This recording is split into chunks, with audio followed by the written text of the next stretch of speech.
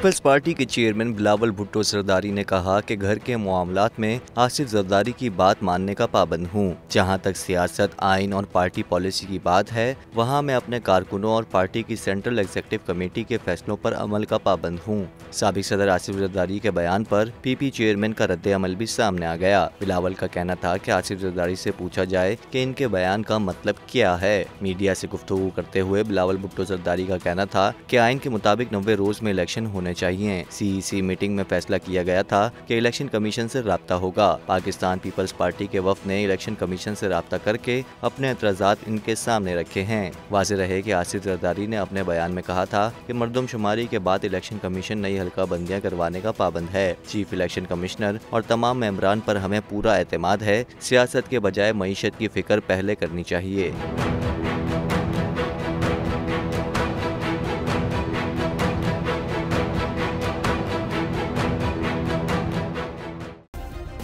Subscribe करें और bell दबाएं ताकि कोई खबर रह न जाए।